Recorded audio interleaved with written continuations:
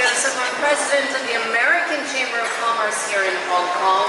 Actually, our board is 30% female. We've got about 1,500 members overall. But generally, when I look at the leadership across many different sectors, it is still male. So I'm delighted today to really try to get into the tech industry, understand the challenges and maybe the opportunities that women have in what is really the fastest developing field in the world right now. So if you guys would each sort of introduce yourselves and tell us where you're from and also what field of technology you're in, that would be a great way to get started. Hi everyone, my name is Ambar. I am the co-founder and chief operating officer of Ibtikar Fund. Ibtikar means innovation in Arabic. We're an early stage venture capital fund in Palestine. We invest in Palestinian startups or Palestinians that are willing to move part of their companies to Palestine.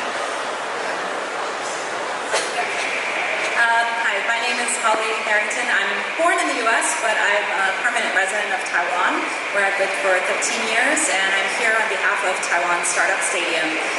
What we do is, first, we're a government-funded startup hub that pushes Taiwan startups to go global. And something that's probably important to know about us is we work with about 130 startups from Taiwan, mostly early stage. 80% of them have no female co-founders, whereas our team that's doing all this connection and business is about 80% female.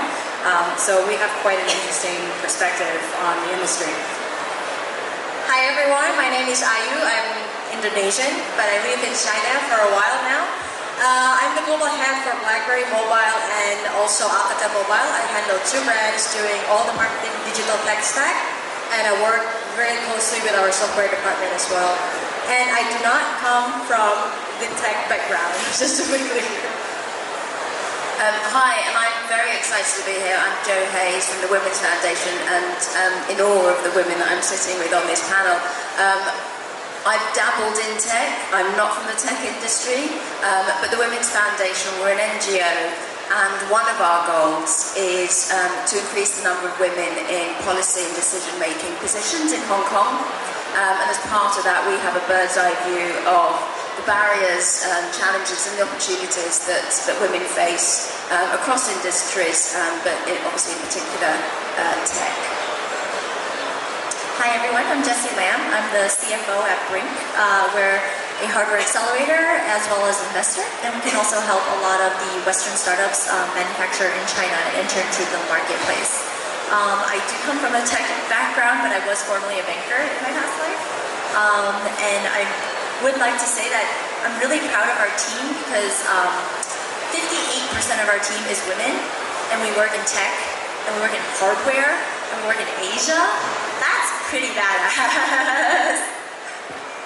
That's really interesting. So, okay, we all get it. You're all female. Most of you work in tech or are interested in the sector. Is it really a big deal to be a woman in tech? Is it that different? Is it something that you think about every day, Ambar, or you just get on with it? So, it's not a big deal, and it shouldn't be a big deal. But it's a big deal because often I'm the only one in the room. It's a big deal because I still face certain amounts of discrimination. For example, when colleagues go for a drink, it's in the middle of the night when I have to take care of my child. It's about thinking a bit more about being more inclusive and understanding the needs of women, and making sure that as a sector we are including women throughout. So that means that they are part of the coding and engineering team and design team, that they're part of the management, that we are part of the investment decisions, the recruitment decisions, etc. It's, 50% of the market is women for pretty much any product, right? It varies, but let's go with it. So you need women to be able to think about that sector of your market, and it's unbelievable to me that still there are tech companies with so little women building products for women. So I think it is a big deal because we are not part of the decision making. So Holly, there must be a reason why there aren't that many women working in tech. Is it because women didn't go into science and technology early on? Well, at least in Taiwan, that's not really the issue. There are a lot of women in engineering in Taiwan. They typically go into big companies, but not as much into entrepreneurship. And that's because a lot of the startups that we work with, the founding teams are mostly a bunch of young men who were classmates, usually like 3 engineers, mid-20s. They have all the same thinking, and they hire people that are similar to them, and that's who they bring in early. Often their first hire, who is a woman, they bring in for marketing well after they've built the product, which again is actually it's not just about sexism, it's also really just bad business. Because if you are building products that are, again, aimed at lots of people, I mean, if you think about with Apple Health, not having anything about menstrual cycles, I have AirPods. I don't know if any women have AirPods, but if you wear dangly earrings, they are a big pain in the ass. There's so many products being built that don't include any thought about women. I see people shaking their heads like, yes! Especially hardware products that don't include women. And so these women, even though they would love this, and we love technology, I'm probably the biggest early adopter among my social group, but the problem is that we're just not invited early enough, and so therefore don't really get seen or don't get any of the credit. So why don't women get together when they're starting out and come up with their own products? Do they need to be wait to be invited in? I don't know about the hardware part, but I mean, from what I see, I came from Oppo. So we were also as a startup with like a lot of men engineers, and I think it's more likely to be like a cultural problem when like naturally men would choose engineer than going to fashion design, and women would go to like a more feminine kind of thing.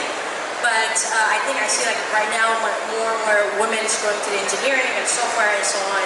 So right now, of course, like I'm pretty sure there are a lot of startups that has like the whole co-founders are all women doing things for women, because in my opinion, like previously I worked in Indonesia, it was agency startup by 3 women. They are all mothers, and now like they have like hundreds of thousands of cult followers. And I think it takes the guts to actually, because like the social judgment of like, oh, you're a mother, you cannot do business outside, you should stay home. These kind of things can make us feel like, oh, if I go out, then people will look bad to me. And I think this is a norm that we need to fight against. Well, there is a challenge. If you are in a startup, that's a 26-hour-a-day job until your startup has started, etc. I don't know if that is one of the inhibitors for people, but Joe, from your perspective, sort of across different sectors, what keeps women from going into tech, especially in that startup realm? We actually find statistically that there are around 37% of entry-level jobs in tech are held by women. So there's an actual pipeline issue right at the start.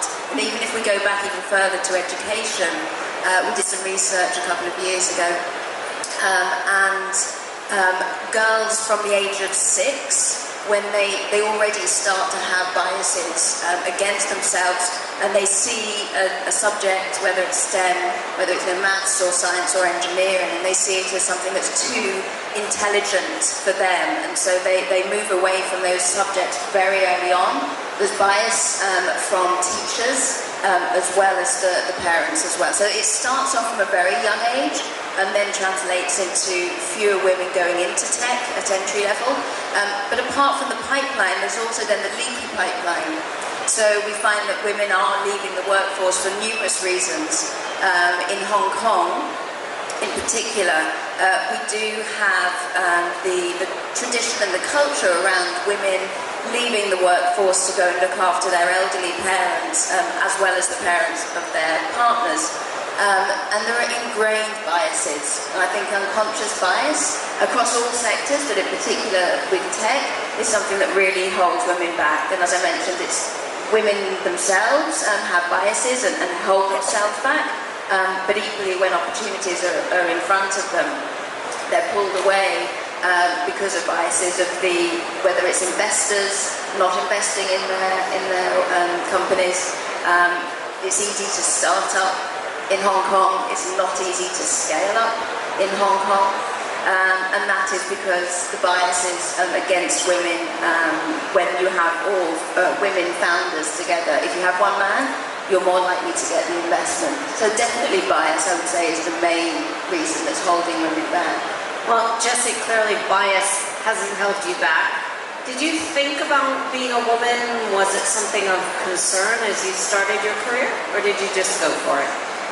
I think I started my career in New York City in finance, so it's very, very traditional in terms of not only the male biases that you're referencing, but the roles that you're expected to take. In finance, it's not marketing, it's more like you do accounting policy. You're not the investment banker, you're not the sales, you're not the trader, right? Like you do the accounting department, for example. And I think a lot of that has changed. So I'm relatively younger, and I think now, I'm going to do a shout out to Divya back there with Meta. She mentors a girl who's 14 years old, and she already knows that she wants to go into tech. And that's the mindset that we're starting to change. A lot of this conversation has been going on for well over decades, right? And so now women are more interested in STEM, and so thank you for fostering that. And she, not only that, she's interested in hardware.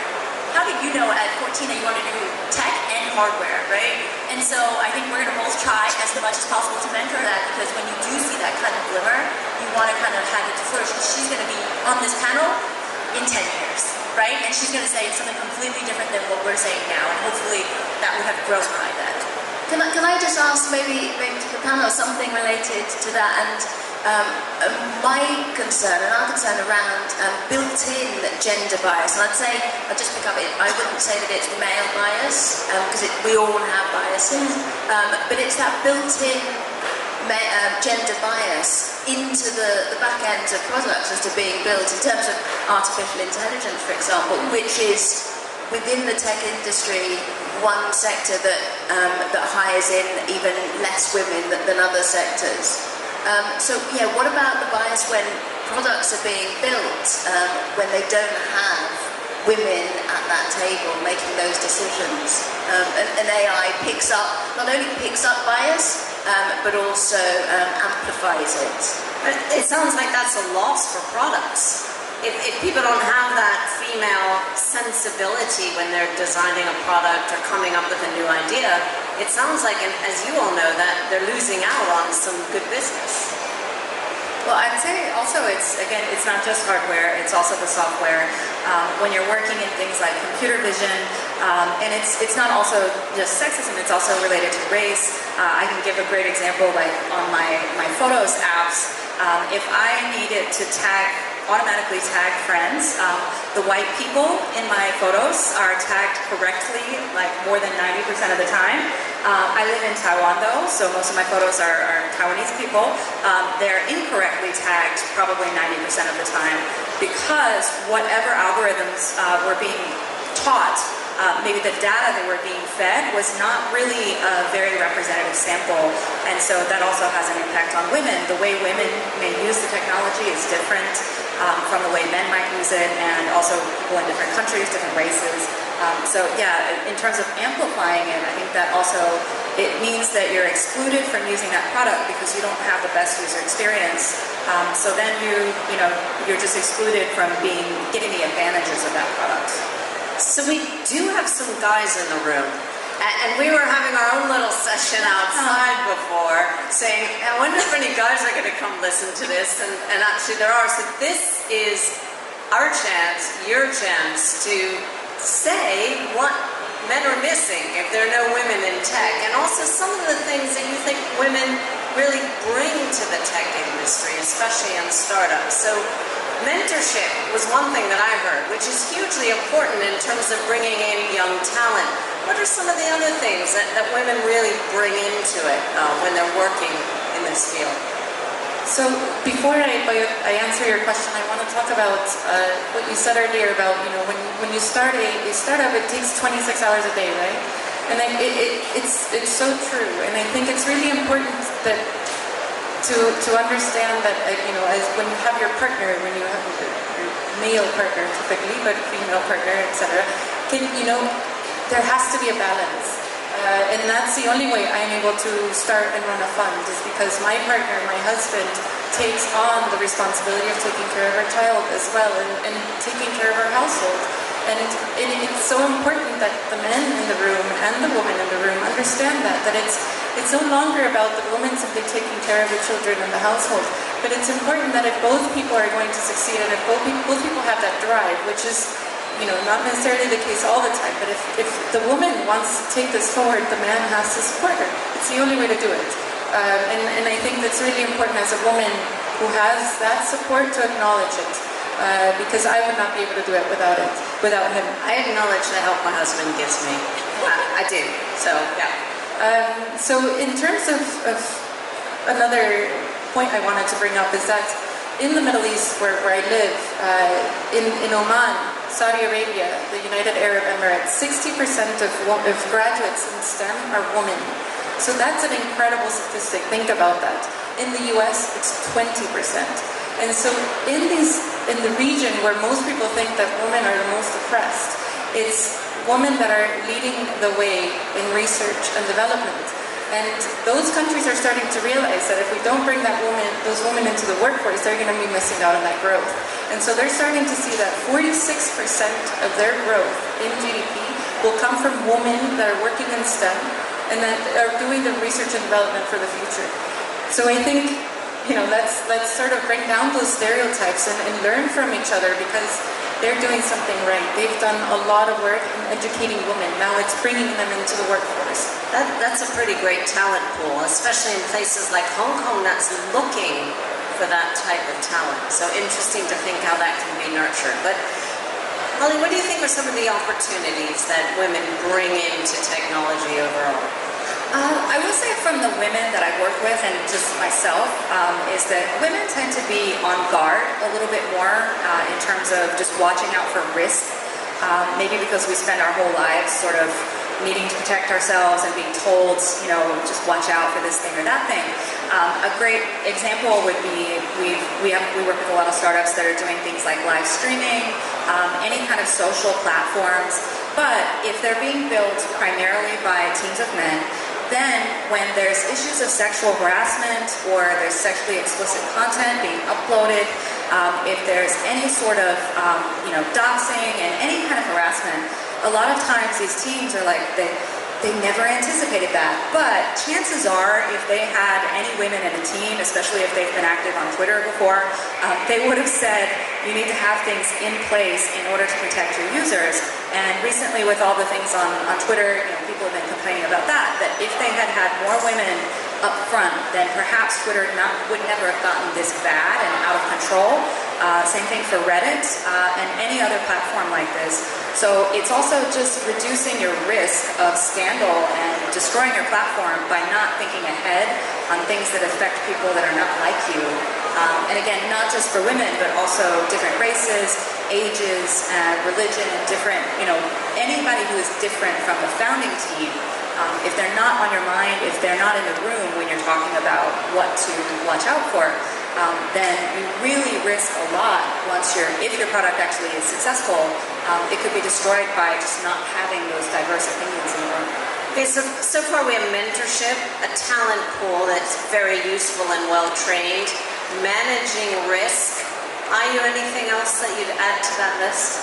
That women So bring far, to the I party? know I'm not from a startup, I'm like a very big corporate life and so on, which I think is making it more difficult to get by.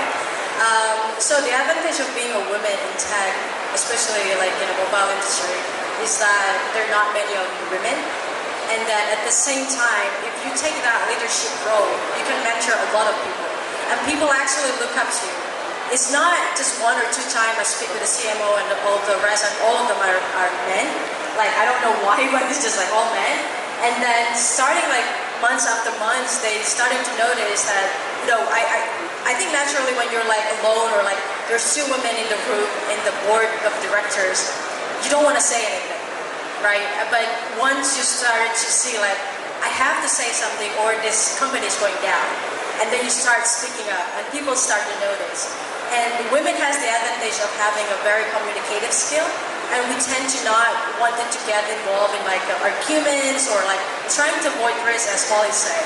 So I think it's good to have women, especially those leadership that plays important roles in the company, because then a lot of people under you can see you and see like, oh, if she can get there, I will also, because I see like, especially in Chinese corporate, a lot of women's employees, they're just sitting there doing their job, which is totally fine, but I don't see the ambition. The women are always taking minutes in that. Yeah, they'll be Why like, are we always taking minutes? be like busy, like if someone asking like, who has a question or anything, they'll be like, I'm busy writing something. And this is a problem because I want to, they've been there for a long time, but don't they have the ambition to grow? And I think it's also like because a lot of more time people like to label the women who has the ambition to grow as bossy, you know, this judgment that just come like, oh, she talked to the CMO herself, she's super bossy. But it's nothing wrong with being bossy. This is just a leadership, right? This is what I tell my daughter. If someone tells you that you're bossy, you're a leader. So you know what I mean? Yeah, I mean, so what you're saying essentially is women really have the opportunity to be role models. Yes. And even if that's considered bossy, it actually is very beneficial to a company or to younger women who have talent and risk aversion and all these things. Joe, do you think there's anything else we're missing from the list of what women bring to the party, especially in technology? Well, I would edge away from a list. And I think... Lists are great. You can, if these guys are think this is why I should hire a woman. Yeah, so we run the risk of, on the one hand, ticking boxes and just getting women in the room, but not actually being actively inclusive and including their thoughts. And it's the diversity of thought that is most important. And I think Holly articulated it extremely well. It's not just about having a woman there to give a different expertise. It is that diversity of thought that somebody who's had the same experience. If I sit around a room, and I work in the Women's Foundation, so we are predominantly women. But we have a mentoring program, and to help me lead that mentoring program, I have a young man from Malaysia. Very different perspective, very different experience from me. But I didn't bring him in because he's a man and I can tick a box, because he was the best person for the job, but he brings a different perspective. And so it's about having that diversity of thought rather than going down the potential gender stereotypes and perpetuating them of, well, women don't take risks. Well, actually we do. We take intelligent risks, and we take even better risks when we're in a group of people who have different experience and come up with pitfalls that we might not have considered. Yeah, to be fair though, what I thought Holly was saying is that women have a radar, that they can see certain things that in a diverse situation that guys may not see. So it's not necessarily aversion, I think. It's an ability to see in a diverse or different way. So I agree with you that a list of why you must tick boxes isn't necessarily good. I'm just trying to bring out what women actually contribute, which may be overlooked. And maybe that's something that these guys can take home with them next time they're hired. Yeah, no, sure, and I do think that, we're very different people. It's just about not pigeonholing women as a certain type of leader. We bring different things. So we have, emotional intelligence is something that we have developed, and that we can definitely bring to the table. And without going down that stereotyping of all women are, I think that because of the challenges that we face, we're more in tune with pulling out other people's opinions and really including everyone. I do want to add to that as far as the diversity part is that, as I said, our team is about 80% female, but we just hired a bunch of people. Most of them were women applying to us, and every time we would get a male applicant, we also were like, yay! We want more men. We don't want it to be 100% women either, because that's not good. If we all think in similar ways, it's not great. We want to have a diverse group of people with different ways of communication. And recently we did hire a man who has a very different way of communicating or anything, and our team is really struggling, I think, with it, because he is I think he's the most man bro-y type person. He's a super nice guy, but his communication style is different. But that's also why I wanted to hire him, is to sort of toughen up our team a little bit. So that the diversity works both ways. Yeah. Jessie, women in leadership, is that something that you find different being a woman leader, or different when you're around other men who are leaders? I think it actually touches on both your points. Is that I think not to broad stroke women, but we do generally, whether it's the empathy or the insight or the risk radar or whatever, I think that kind of sums up in the fact that women have very high EQs. Broad stroke that or not, or in my experience, a lot of the women I work with have very high EQs. And in that case, oftentimes when I'm in a boardroom, I'm negotiating a deal against another investor or whatnot, myself, and I can speak from personal experience, the other managing director in our company, she was the head of our accelerator program. We're both female, and we also have our own, male team, and usually the other side, investors are always male. We can read the room better than our male counterparts. So when we leave that room, we could have negotiated the terms or the deal or whatever it is, but we have given feedback back to the other senior leaders, like, yup, that guy wasn't worried about that because, when you brought up this other point, he blinked more or whatever. Like, you pick up on that, the clues or the intonations or whatever it is, you kind of get that risk radar. It's like, what is it that is worrying them? What is the other side concerned about? I know what we want, right? We know what we want to negotiate the deal, but we kind of can see based on their non-verbal feedback, what is it that they want on their side? And that gives you a lot of insight if you're doing venture capital, if you're doing private equity, if you're doing any kind of financial deals, it's always reversible, right? And I think in that case, it's something that I was saying that if you need a whole ecosystem, not only do we need a better funnel of women students and people in STEM and also founders, we need more women in venture capital because a lot of those female startups are not getting funded. Right? The percentages, I don't know what they are, but the female-backed startups that are getting funded by a Silicon Valley venture capital or elsewhere around the world is a much, much lower fraction than what the male is. So it's at very multiple points in time are we kind of cutting down the pool of the potential of women in tech. And on your point, there was a report that came out, and startups with all male leadership teams were 4 times more likely to secure venture capital funding than enterprises with even one woman leader.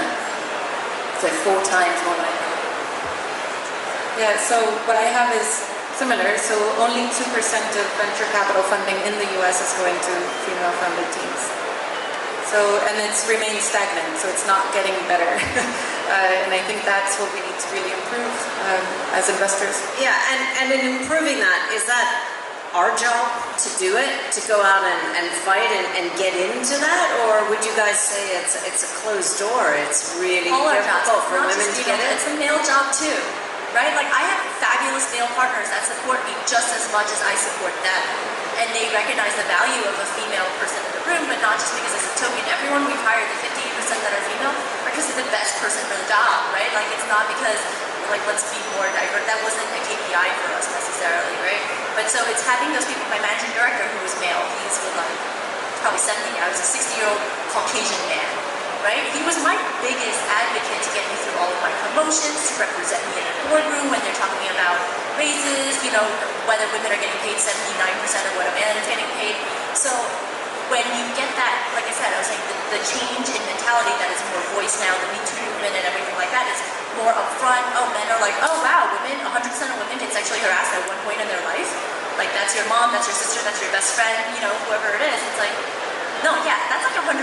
Like, I'm pretty sure, like, if I'm 99.9999%, someone's experienced, sexual harassment, and men as well. And so I think it's not just the women. Of course, we speak up on behalf, but also the men speaking up on behalf of women because they see it as wrong. That's not what equality is about.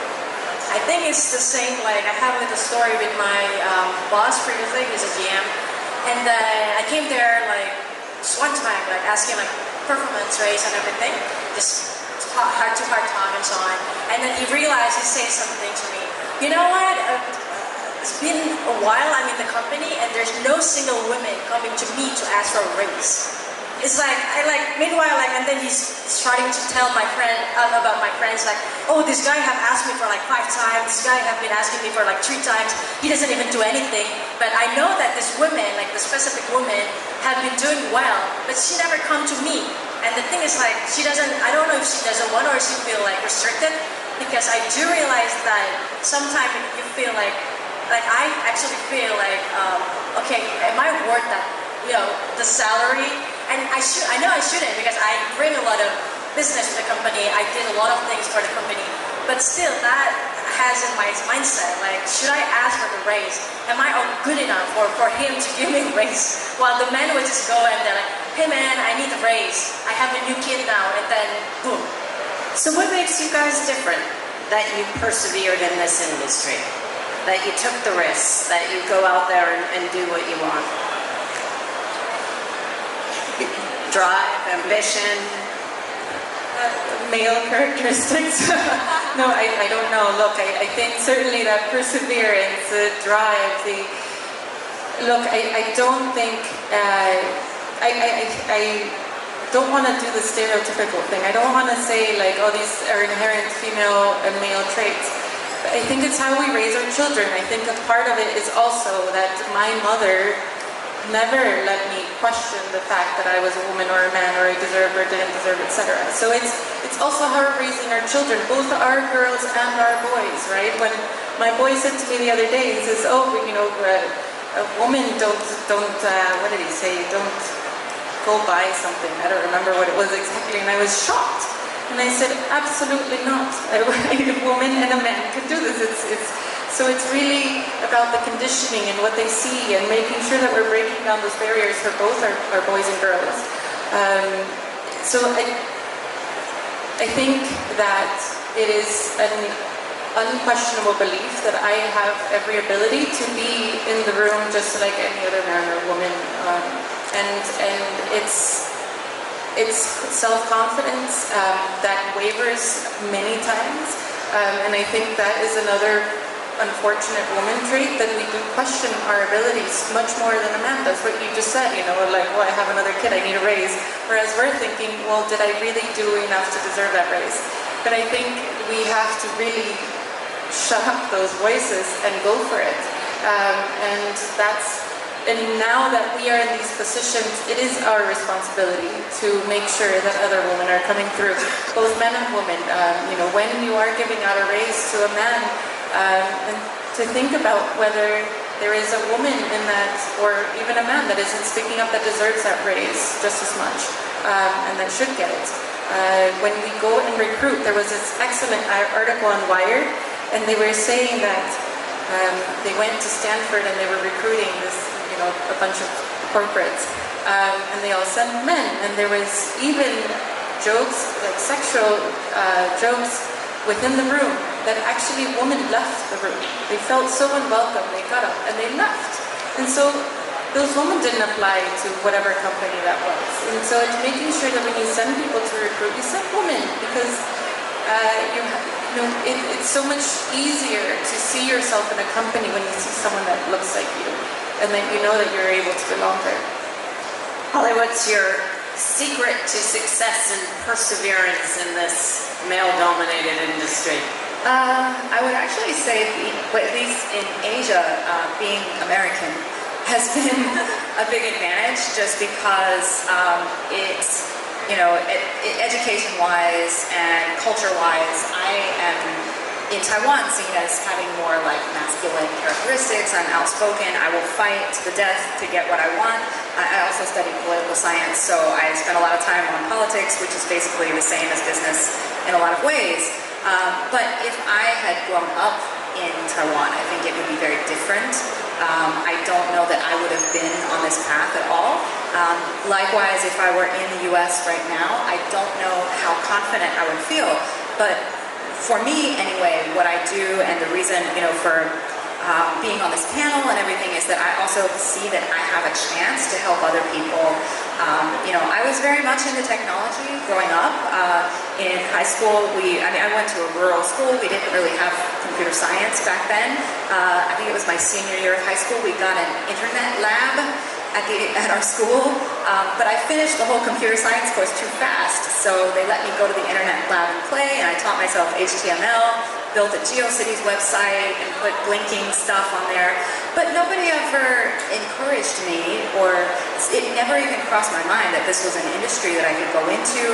The computer science programs at my university, predominantly male, it just never even occurred to me. So now, what I do is in part to help startups, but also every time I see women, just on that mentorship side, is that I'm happy to be sort of a token, or to be the woman, because I know that, as I said, that if you see someone that's like you in the room, then it makes it a lot easier, and that's actually a lot of motivation. Plus, I just like technology, so. I will weigh in here. Is it your love of technology, or did you really want to stand out in something? Sorry, what was your question again? Is it your love for technology and working that allows you to succeed? Maybe and maybe not, because growing up, my parents were my dad is a mathematician, and I hate math. Like, I hate math. And then up to the part where I have to choose my major for the university, I wanted to go to this computer science. And then I realized I'm not smart enough, because he told me, like, there's a lot of numbers going on in computer science, you will never make it. So yeah, go ahead, pick other subject that you will at least, do something later. But apparently I dropped out of school. So yes, I'm here and I dropped out of school. It's not a Mark Zuckerberg story when you went to Harvard and things like this, but dropping out of school because I don't see anything going on in my future, and I want to do something for myself. And then I went to a little startup when we have a blog, using the blog as a dropshipper and things like this. Until the point I went to smartphone, and I like to do a lot of smartphone breaking and things like this. And then I realized I do not want to limit myself in one subject, and I think we shouldn't, because there's so much new things. Like, I'm interested in cybersecurity, and I'm learning. Even though a lot of people say cryptography is very difficult. It's a very difficult subject. There's a lot of logical, and I don't think I'm logical enough. But I mean, I just do it for myself, right? Like, if some other company, for example, hire me and then they have a security problem, I might give an input for this. So right now, technology, I'm a gamer. I love gaming. And what my daughter, our daughter, my husband also an avid gamer. So what our daughter wants to do right now is I'm gonna build my own game. And she's 9 years old right now, because she's been playing for Minecraft for a long time. We try to push her okay, let's do this robotics, but then I understand that this is not for her, this is for me. I want to see because there's a lot of kids that's already doing this robotics thing, and I think it's cool. And it's let's try robotics. No, I want to play Minecraft. And they're okay. I mean, this privilege, I didn't have it when I was a kid. So I go to technology because I'm not a very social person, and technology is something that I can do it myself, computer science and everything. And I think it's interesting, and I think it's like a blessing in disguise, dropping out of school and then follow my way up until this stage. I wouldn't be here if I chose computer science, for example. So I want to do a traditionally female thing and open it up to the floor for discussion and sharing. Sorry to hit on all these particular biases, but I would like to, if you have a question, raise your hand. I can bring the mic to you, or we can meet halfway. Let us know your name and whether you're in the tech. Thank you. My name is Doris. I recently just returned China. I used to work at Canada in a tech incubator. One of the challenges, because I recently moved back to China, one of the challenges when I was job searching, always being asked the question in the interview is well, are you single? Are you married? Are you intending to get married? And it's very bad that it was asked by a female interviewer, and it's very common in mainland China. So I was just wondering, is there anything we could do, not just for ourselves, but maybe I was thinking maybe another support that we could do is building communities, so community for women to support women. But how are we gonna address or tackle this challenge so that we can welcome more women joining the tech sector in the mainland China, since it's the biggest, one of the biggest market in the world? So I'd like to throw that question. Thank you for that. But just before we go to the answer, guys in the room, how many of you have been asked whether you're single or married when you go for a job interview? Anyone? You've been asked, okay. Women in the room, how many of you have been asked that question? Okay. Anyway, great question. Thoughts about how to cope with that or deal with it? So blind application processes as long as possible. You know, I think one, you were in Canada, isn't it legal in Canada to ask this question? Oh, in China, okay. Understood. Okay, so one, it should be illegal to ask this question pretty much anywhere, but I think it's important that as recruiters, as people hiring, because we all have biases on both sides, and minorities, etc. Everyone faces it. So it's keep that application process as blind as possible till the very end, until you have to choose the top 3, 4, and then it's when you start picking the right person. And it's really about education, that the marriage really shouldn't come into this.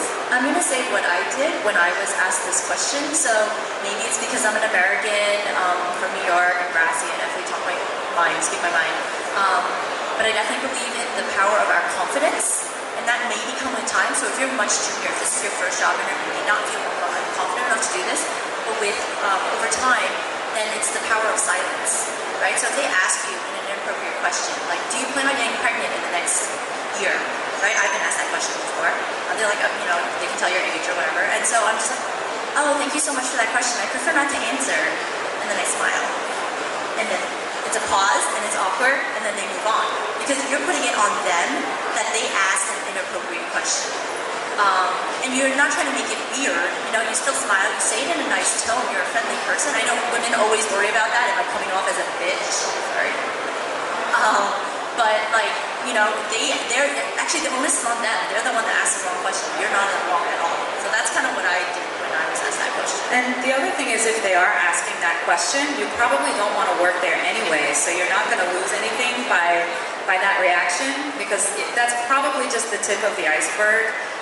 Once you start working there, there's probably much more than just that question that's wrong with it anyway. So it's kind of a get out of jail free card for you, so you can just use Jessie. To a point, but it's so prevalent. I mean, I'm talking about like all the major banks in finance. If that was true, I would have never gotten a job, right? Like, so it is true to a point, but there's a lot of history there, and there's a lot of bias, even with females who are asking the question, to change that mindset. I like to call out some really best practice as well. What I saw recently, one of my mentees, she went for a job at LinkedIn, and she was pregnant, and they took her on, and then she was there for 2 months and went on maternity leave. She's still on maternity leave now. But they saw longer term than the next 6 months. They saw the value that she's going to bring, and I think it's showcasing those sorts of really great practice, and it's rare, but it is changing, and the more that we talk about those, I think it's really, really good to see. Questions, thoughts? Over here. It's a guy. Celebrates. So a little inside baseball, because we're at the same company, but I would love to hear from you guys about the way that you can create an environment, some of the ways you open up conversation and dialogue and education inside your own organization, because my wife's similar to you guys. She's an absolute badass and challenges me all the time, very clear, kind of helps coach me through these types of situations, especially the whole Me Too movement, which is confusing as a male, trying to figure it out. And I'm fortunate enough to have people like Jessie and Hillary at the company that I literally ask the same question to my wife and them and say, hey, can you explain this? I don't really know how to approach this, here's my opinion, and then say, should I say this, how do I think about it? And I wonder how you guys can help us, or what kind of tips you have to create that open dialogue in your workplace, because it got pretty touchy pretty quickly, and I know I at least felt like, even around my wife, I told her sometimes, like, I don't want to talk about this, like, I do want to actually talk about it, but it gets defensive and heated really quickly, and I'm like, okay, I just don't want to, I'm sorry. I just want to get out of it. So I wonder if there's any best practices or tips and tricks that you guys have to create that open environment. Interesting one. How do we create that open dialogue? How do we help there? I think it starts with just having the dialogue, not just keeping it outside the meeting room and just talking about it casually, but actually doing it in an official sort of way. To give an example of this, because we had something happen with our company recently where a few of my colleagues were made to feel uncomfortable at a networking event someone who had sort of been inappropriately touching them, not in a super like, super creepy way, but beyond the business kind of way. And when we talked about it, so I brought it up in our team meeting and everybody was like, oh, like they didn't want to talk about it. And for me, again, just being an American, I'm like, no, we are going to talk about this right now. And I'm going to tell this guy, like, if this ever happens again, you are never going to work with us. I'm giving you the benefit of the doubt. I'm telling you directly it's a problem, but I will tell other people if I ever hear anything like it. And my team was very uncomfortable with that. But once I did that, and then, as a team we started discussing it, then they started saying like, well, actually, I should tell you about recently this thing, and everybody started coming out with stories because it wasn't just sort of chatter. And I found out in our office, this person, these two women, they both knew about that thing, these people knew, but it was all fractured, so nobody could see the big picture. But talking about it as a whole team, very openly, and making everybody talk about it, even though they were not comfortable at all. And again, the women in our team, they're mostly, in their 20s, a lot of them, it's one of their first jobs. The people that we've experienced these issues with, often investors, behaving very poorly, they don't have the confidence to speak up, and they didn't know that they could speak up in the company. But now we have this amazing open dialogue, and the men in our team also, when they heard the names of some of the people, they're like, really? Like, but because it's maybe somebody that they brought in. So it was an investor that they introduced, and they're good friends, and it's great if you're a guy.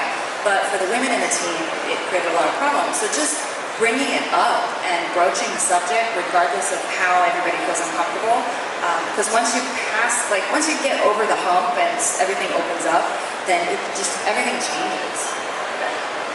Any other thoughts? Yeah, I'd just add, so I want to thank you, Bae, for actually bringing up the question, because it is very scary. It's a very scary topic, and people are feeling uneasy and uncomfortable, and we need to get comfortable with the uncomfortable.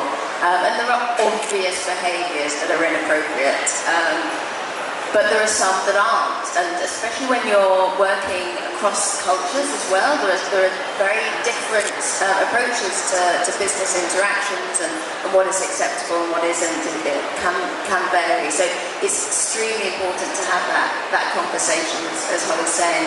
And this year at the Women's Foundation, we're launching our Male Allies initiative, where we're bringing together senior business leaders, all male, where they also have an opportunity to have male buddies where they can talk about these things and actually work out what is best practice in other companies and how they're dealing with issues. But it's about being comfortable, having that conversation with your friends, with your family. And yes, I mean, myself and my husband, we've had some interesting conversations over the last year. My guess is, and tell me if you agree, that women don't mind being asked these questions. Actually, it gives us a chance to actually say what we think or reveal what we see that guys might not see. So just asking us is a great way to start.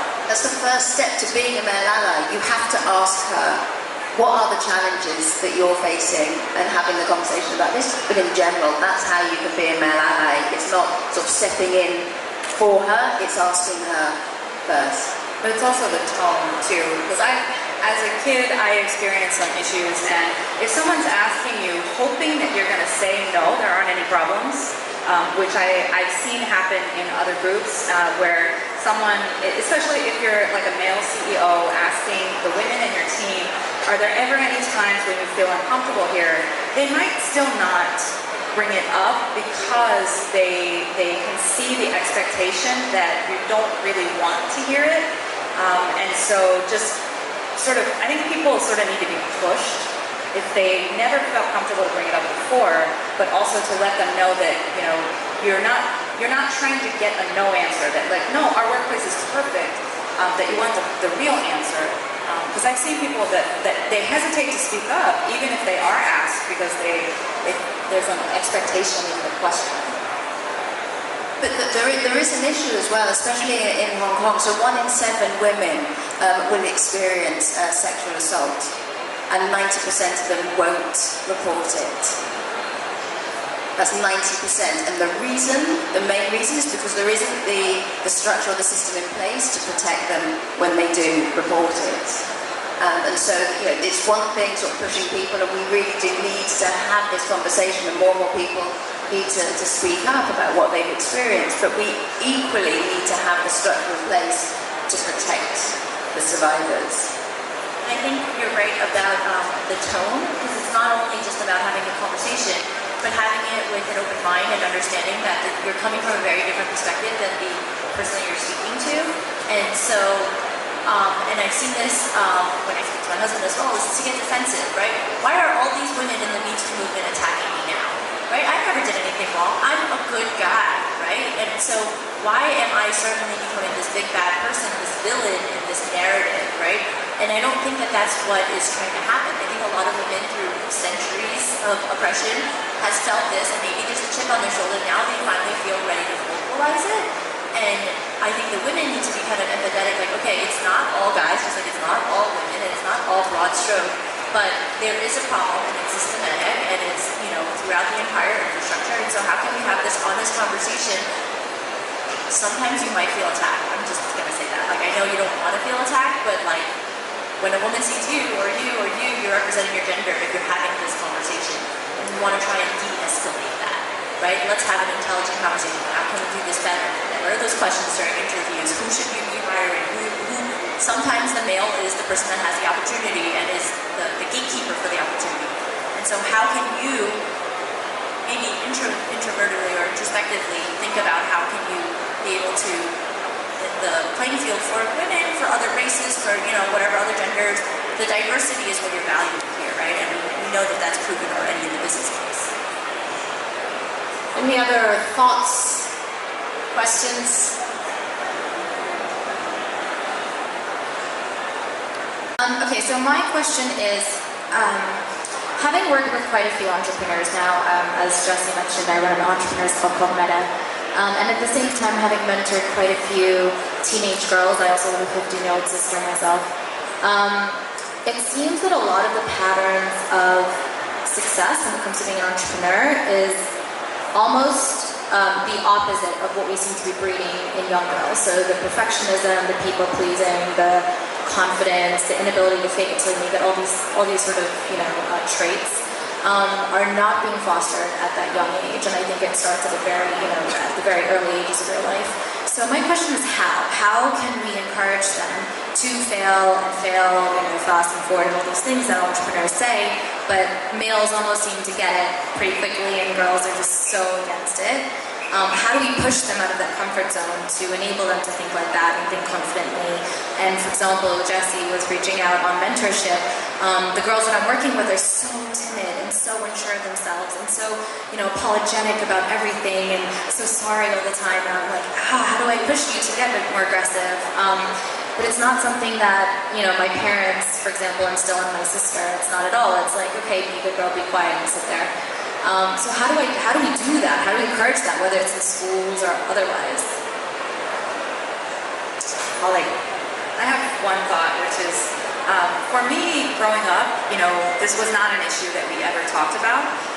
And I know it kind of sucks that it has to be this way, but even just letting them know the situation, letting them know what the differences are, having them read books about, so I just finished Brotopia. Has anybody read Brotopia yet? All the men in the room read Brotopia by Emily Chang. It's an excellent, excellent book about how the industry got this way. And things like, there's another great book I read from a long time ago, Women Don't Ask. It brings up that topic. That's why we have lower salaries, because we don't even negotiate with our first job, which is also why now, because I educated myself on these things, now when, my staff, if they ask for a raise, I'm so happy, because it's costing our company more money, but I'm so proud that like, oh yes, you're asking for raises, because the men always do, but the women not so much. And so I think that having that education so they can understand the perspective of, how things got this way, otherwise they won't even recognize it as it's happening. And that was, for me, that was the case, that, just growing up, my eyes had never been open to the fact that nobody encouraged me to do computer science, even though I had an aptitude for it, I was interested in it, I was taking high-level math, but I never really knew that was, you know, if you're a goldfish, all you know is the ocean, or not the ocean, the water, basically. So, you know, letting them understand where they fit, because I think besides just trying to get people to come out of their shells, I think, at least for me, it's a reactive.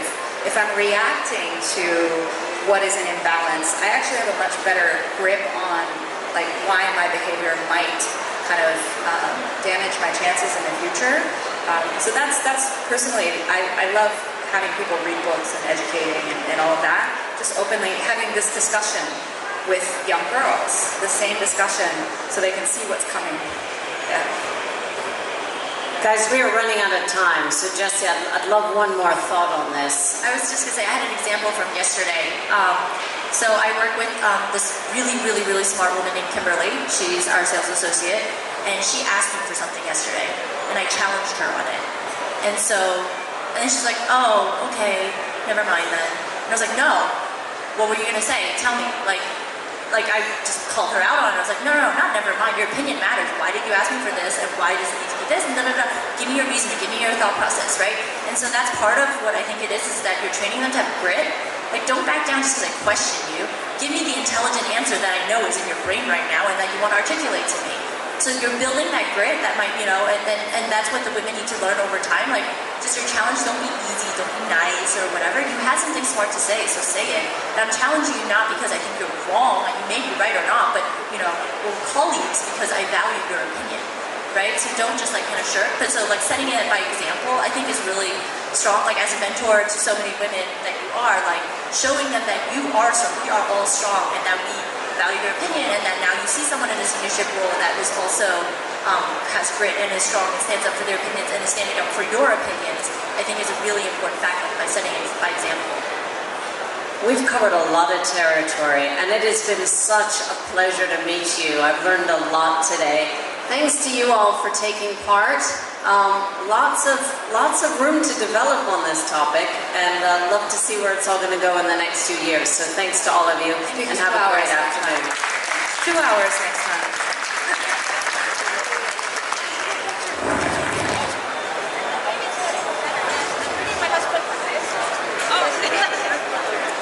She only invited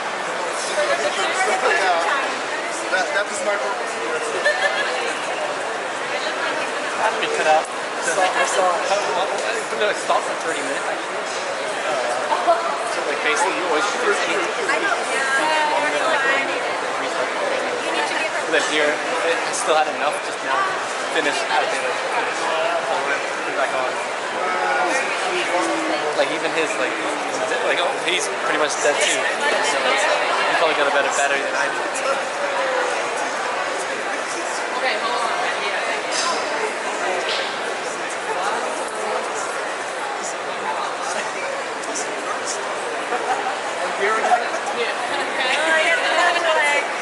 But this time I want to go to the okay, you're in